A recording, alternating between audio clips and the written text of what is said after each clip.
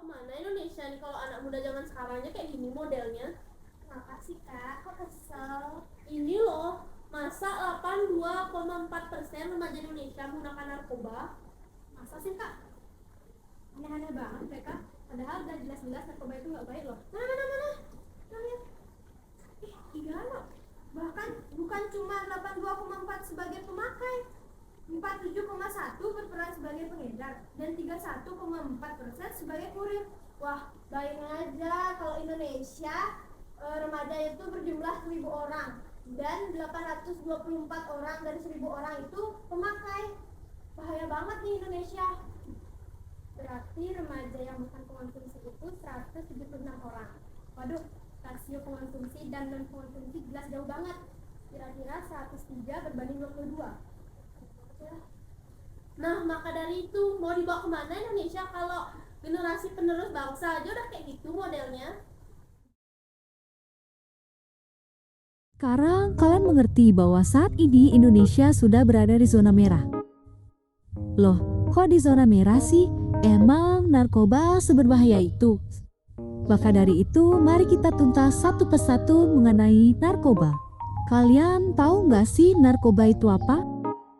Narkoba singkatan dari narkotika, psikotropika, dan bahan aktif berbahaya. Baru segini saja sudah membingungkan kan? Tapi tenang saja, bukan ini poinnya. Intinya bisa dibilang narkoba itu zat berbahaya yang bisa mengganggu cara tubuh bekerja. Contohnya narkoba sebagai obat bius. Loh bagus dong? Ya memang bagus, hanya saja jika dimanfaatkan dengan baik. Lalu jika narkoba dimanfaatkan oleh oknum yang tidak bertanggung jawab bagaimana? Ya pasti akan memiliki dampak negatif. Ingat, apapun yang dikonsumsi secara berlebihan tidak akan menghasilkan sesuatu yang baik. Bahkan obat-obatan juga begitu. Nah, narkoba ini beragam banget cara penggunaannya. Misalnya seperti dihirup, diminum, ataupun disuntik. Menarik kan? Tapi jangan dicoba-coba ya. Oh iya, narkoba bisa menimbulkan efek kecanduan loh, di mana kecanduan narkoba bisa membuat saraf sentra otak menjadi tidak waras dan bisa mengakibatkan kematian. Jadi bagi kalian yang belum siap untuk mati, mendingan jangan coba-coba narkoba deh. Banyak loh kasus kematian karena narkoba. Bicara mengenai narkoba, kalian tahu nggak sih ternyata narkoba banyak loh jenisnya? Misalnya seperti morfin, LSD, heroin, ganja, kokain, serta opium. Loh, kok banyak banget ya? Jangan bingung ya teman-teman.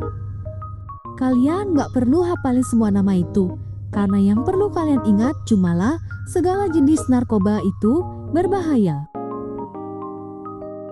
Bahkan obat bius yang digunakan di bidang kesehatan juga berbahaya. Maka dari itu perlu ahli medis untuk penggunaannya. Kalian jangan sembarang menggunakannya ya.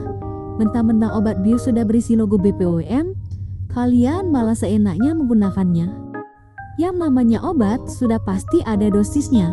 Maka dari itu diperlukan tenaga ahli untuk penggunaannya. Kalian masih ingat mengenai kasus penggunaan narkoba oleh remaja di Indonesia? Kok bisa sampai 82,4% ya? 82,4% bisa dibilang merupakan angka yang sangat besar loh. Rasio perbandingan antara pengguna dan non-pengguna saja sampai 103:22. Coba kita pilih satu persatu alasan mengapa remaja banyak menggunakan narkoba. Yang pertama adalah karena terjadi perubahan hormon pada remaja. Emang ada hubungannya penggunaan narkoba dan perubahan hormon? Ya jelas ada dong. Perubahan hormon dapat menyebabkan remaja menjadi lebih sensitif dan tidak stabil. Oleh karena itu, banyak remaja menggunakan jalan instan seperti mengonsumsi narkoba untuk mengendalikan emosi agar tetap stabil. Loh, kok bisa karena narkoba emosi bisa secara instan menjadi stabil? Ya jelas karena narkoba sendiri dapat mempengaruhi saraf-saraf. Kasarnya, secara perlahan-lahan narkoba merusak saraf di dalam tubuh kita. Lalu yang kedua adalah remaja rentan stres.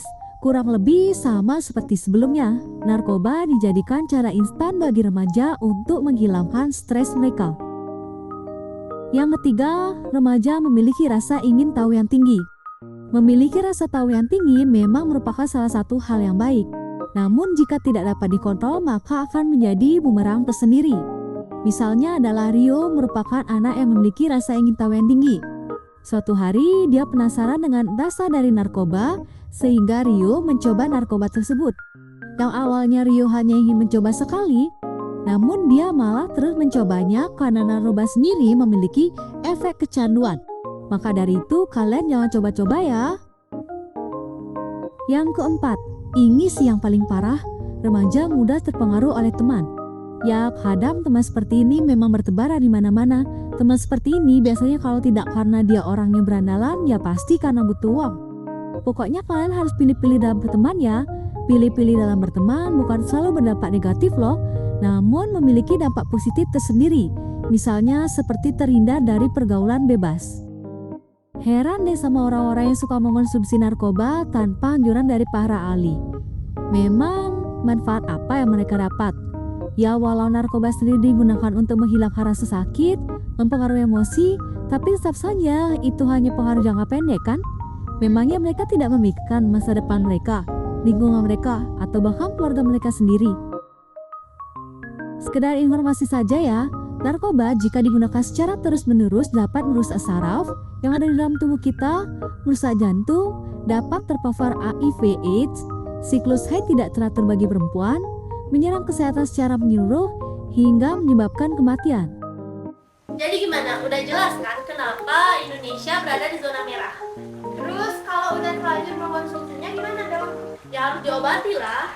Nah benar, banyak loh caranya, bisa seperti pemeriksaan, detoksifikasi, rehabilitasi, layanan rehabilitasi BNN, rehabilitasi sosial, rehabilitasi medis, atau bahkan kegiatan kerohanian. Nah, ngomong-ngomong mengenai rehabilitasi, kan banyak tuh masyarakat takut untuk melakukan rehabilitasi karena takut terkena hukum pidana. Sedangkan kalau mereka melakukan rehabilitasi, mereka pasti akan masyarakat itu tahu mereka menggunakan narkoba. Sedangkan polisi juga bisa tiba-tiba datang untuk menangkap mereka. Ngerti nggak? Kayak yang kasus itu loh. Ngerti kok. Jadi gini, dengan adanya Undang-Undang Nomor 35 Tahun 2009 tentang narkotika, artinya masyarakat maupun para pecandu tidak perlu takut lagi untuk melaporkan diri karena pecandu narkoba hanya akan diproses untuk menjalani rehabilitasi dan tidak akan menjatuhi hukuman pidana. Jadi mereka cuma direhabilitasi. Ya, tapi ada beberapa kasus di mana mereka akan terkena denda serta mereka juga akan terkena hukuman pidana. Jadi teman-teman jangan takut ya untuk menjalani rehabilitasi karena lebih baik melaporkan diri sendiri daripada dilaporkan. Lagi pula, polisi telah menegaskan bahwa pengguna yang melaporkan diri ke pihak berwajib tidak akan diberi sanksi, melainkan diberikan pertolongan.